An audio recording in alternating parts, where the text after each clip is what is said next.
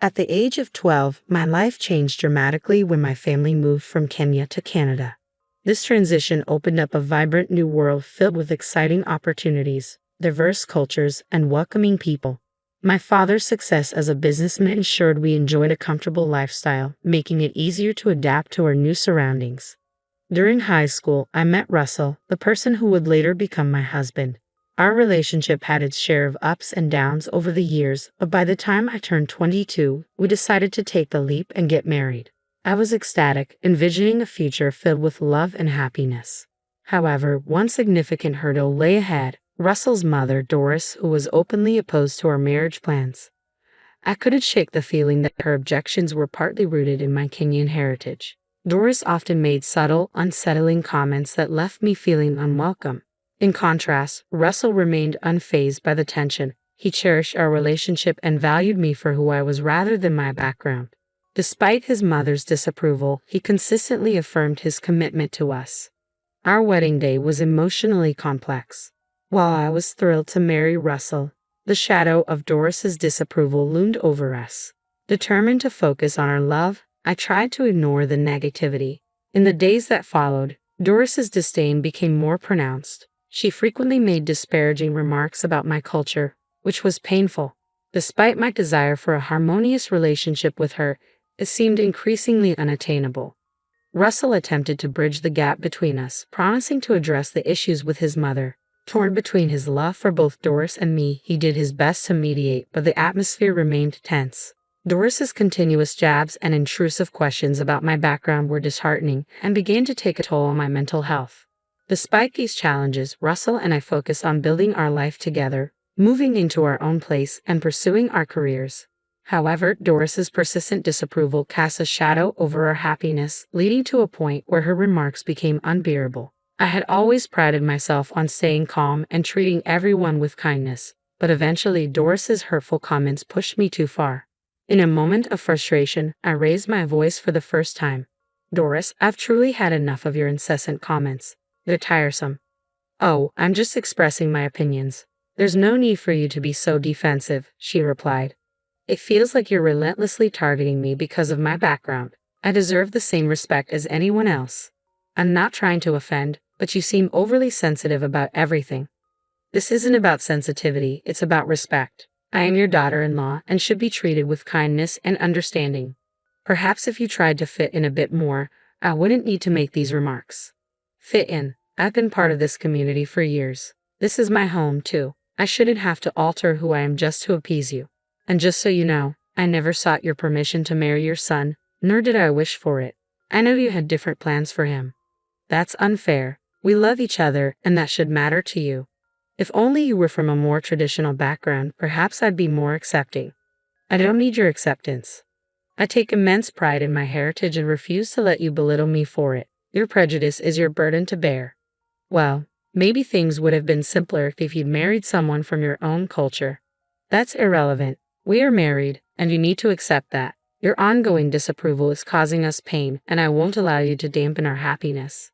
"I never expected you to speak to me like this. Why are you being so aggressive?" "Perhaps you never anticipated that I would stand up for myself. I'm done trying to please you. If this is how you feel, it might be best for us to keep our distance." "That suits me just fine," she replied. "I deserve to be surrounded by people who respect and appreciate me for who I am." "You're being unreasonable." "No, I'm simply tired of being mistreated. I'm part of your family now, whether you like it or not, and it's time you start treating me that way. If you can't manage that, then maybe it's better for us to maintain some space."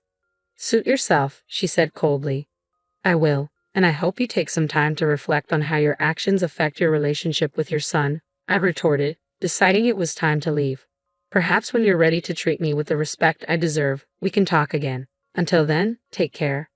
I left the room, feeling a tumultuous mix of anger and sadness. Confronting Doris had been difficult, but standing up for myself was necessary. From that moment, I knew our relationship might be irreparably damaged. Yet I felt confident in my decision. I deserved respect and would no longer tolerate subtle jabs or hurtful comments. My focus had to remain on my marriage and building a joyful life with Russell, regardless of Doris's disapproval. When I shared the details of our confrontation with Russell, he surprised me with his unwavering support. He even told his mother that she needed to treat me with respect. However, the situation escalated dramatically when Doris threatened to disown him, shocking both of us. I could see the pain in Russell's eyes. His mother's willingness to cut him off for defending his wife was heartbreaking. Yet this difficult situation helped us realize something crucial. We didn't need toxic people in our lives, even if they were family. We deserve love and respect, and if someone couldn't provide that, they didn't deserve a place in our lives. As hard as it was to witness Doris's behavior, it served as a wake-up call for Russell. He began to understand that his mother's negativity and disapproval were holding him back from true happiness. It was time for him to move beyond the toxicity and build a life with me based on love and mutual understanding.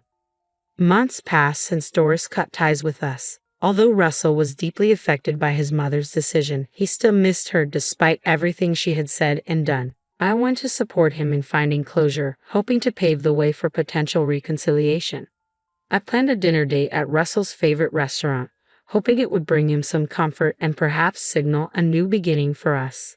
When we arrived and I gave my name, the host looked puzzled and informed me that my name was on the blacklist. I was taken aback. Russell and I had always been regular patrons.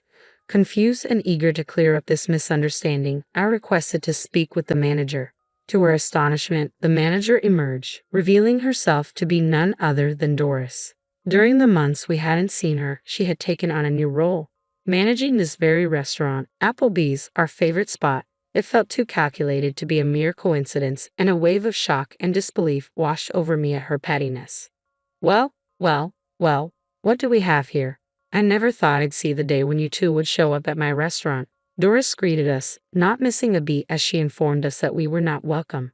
Russell's frustration bubbled over, and he began to raise his voice, drawing the attention of other diners. I felt torn, wanting to support him while also trying to prevent the situation from escalating further. Doris, we didn't come here to cause trouble. We just wanted to enjoy a peaceful dinner. I tried to reason with her. We just want a peaceful dinner. A peaceful dinner with the likes of you. I don't think so. It's quite amusing to see you both here, practically begging to be let in after everything that's happened, Doris retorted smugly. What are you talking about, Mom? We've always loved this place. Now you're saying we're not welcome. Russell asked, incredulous. It's quite simple. When he chose to marry her against my wishes, I had to make a decision. I couldn't allow my son to make such a dreadful mistake, so I decided to protect my business from your poor choices, Doris explained coldly. You're sick, Mom. It's disgusting that you're doing this on purpose just to spite us, Russell accused, his voice filled with dismay. Oh please, Russell. I'm just looking out for my reputation. I can't have people like you associating with my business. Doris dismissed him. This is ridiculous. Mom, you're choosing your bigotry over your son. I thought you were better than this, Russell lamented, hurt evident in his voice. You're the one who chose this path. Don't blame me for the decisions you've made, Doris shot back sharply. As she spoke, all eyes in the restaurant were fixed on us, casting an uncomfortable spotlight on the confrontation. It was deeply embarrassing to be escorted out of Applebee's, a place we had once enjoyed so freely. Let's just leave. Arguing won't change her mind, I suggested quietly, eager to escape the escalating tension. You're right, Janice. It's not worth it, Russell replied, disappointment etched on his face. And don't come back. No one wants you here, Doris called after us, her voice dripping with disdain. Once outside, we wandered aimlessly down the street. Russell was clearly upset, so I encouraged him to open up about his feelings, especially regarding Applebee's. Let it all out, Russell. How are you really feeling? I know this place meant more to you than just a restaurant. Applebee's was where my dad and I bonded. We'd sit by the window, order our favorite meals, and just talk for hours about everything. It's where we connected, he explained, his voice heavy with loss. That sounds so meaningful, and I can't believe Doris would use it to hurt you like this. Especially knowing how much those moments with your dad meant to you. It's just so unfair. She knows how special Applebee's is to me, and yet she chose to use it against us just because she doesn't approve of our marriage. You deserve so much better than this, Russell. I wish I could fix this. It's awful to see someone trying to dismantle what we have. I always thought family was meant to support each other, not tear one another apart, Russell said, frustration etched on his face. It's tough to make sense of why she acts this way, but sometimes people let their biases get the best of them. We might not be able to change that, but we can choose how we respond. I reassured him. You're right. I'm done letting her negativity affect us. What matters is that we have each other. Exactly. We'll face this together. And actually, I have some news that might brighten your day a bit, I said, trying to shift the mood. What's that? He asked, curiosity piqued despite the somber atmosphere. Well, it turns out my dad recently acquired the entire block of buildings on this street, including Applebee's, I revealed. Really? Why didn't you mention this before? It just happened. He finalized the deal with the investors recently, and I was still grappling with how everything would unfold. I had planned to share the news during a celebratory dinner at the restaurant. That's incredible, Janice. I need to congratulate him later, Russell said, genuinely impressed. We can do that later, but right now we need to address your mom, I replied, steering the conversation back to the pressing issue. My dad is quite formidable in business matters, and he won't take kindly to how Doris treated us. He's going to handle this situation. Feeling a mix of urgency and determination, I decided to call my dad and put him on speakerphone so Russell could listen in. I explained everything that had transpired at Applebee's. My dad was upset by the news. I knew Doris wasn't fond of you, but to kick you out of a restaurant, that's a new low. I'm sorry I hadn't reviewed the documents sooner. I only just received the title deeds for this property and hadn't had the chance to evaluate all the managers yet. But rest assured, I'll take care of this immediately. Don't worry at all. Give me 20 minutes and I'll be there to sort this out personally, he assured us. Hearing my dad's determined words brought me a sense of relief, though it was tinged with concern about what might unfold next. I knew my dad was more than capable of handling the situation, but I hoped it wouldn't escalate into something messier. He wasn't someone to be trifled with, especially in business, and he firmly believed in treating customers with fairness and compassion. So Russell and I waited nervously outside Applebee's, trusting that my dad would resolve the issue appropriately. We weren't exactly sure what he planned to do, but we believed in his judgment. Moments later, my dad arrived, walking with a confident stride that suggested he was ready to take on whatever needed to be done. As he entered, he called out for Doris, his voice carrying enough weight for everyone inside to hear. The tension in the restaurant was palpable as heads turned to watch the unfolding scene. Doris stepped forward, visibly annoyed by the interruption. She probably thought she could dismiss my father just as easily as she had dismissed us.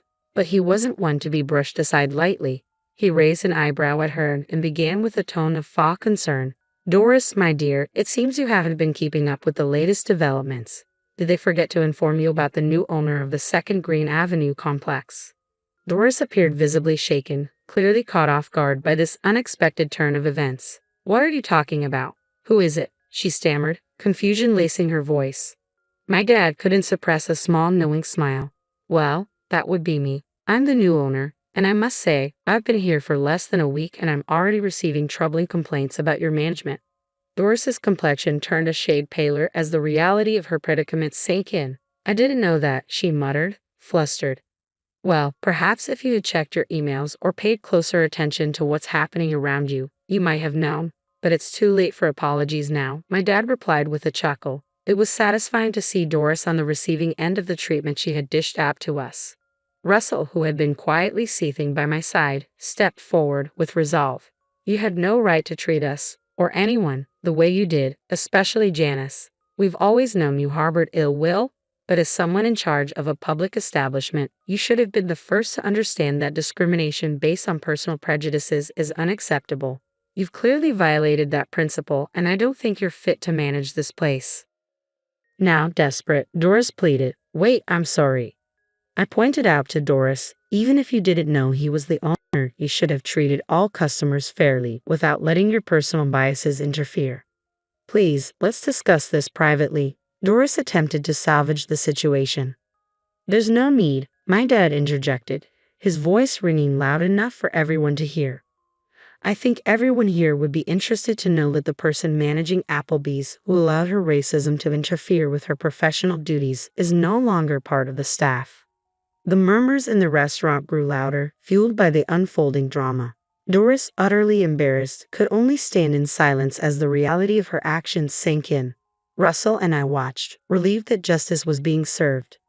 We felt a surge of relief and triumph, finally receiving some reparation after enduring Doris's harsh treatment for so long. My dad decisively handled the situation, warning her that he would call security to escort her out if she didn't leave voluntarily. Embarrassed and on the brink of tears, Doris began her walk of shame out of the restaurant.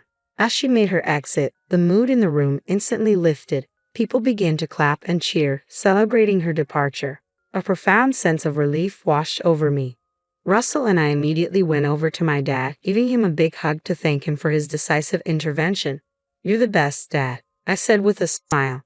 He chuckled, giving us both a reassuring pat on the back. "It was my pleasure, my dear. I couldn't stand by and watch you two suffer because of her." Dad excused himself to check on the kitchen staff and find the next in command to appoint as the acting manager in the wake of the upheaval. He returned shortly after, explaining that he had important business matters to finalize, including formally terminating Doris and organizing the paperwork for the new acting manager. "Okay, my work here is done for now. You two enjoy your meal in the house," he said, signaling for us to take a seat and relax. As we settled down at a table, a whirlwind of emotions enveloped me. I was still processing how swiftly everything had escalated. Above all, I felt incredibly grateful for my dad's support and the strength he provided during this challenging time. It was comforting to know that no matter what happened, we had someone on our side, ready to step in when needed.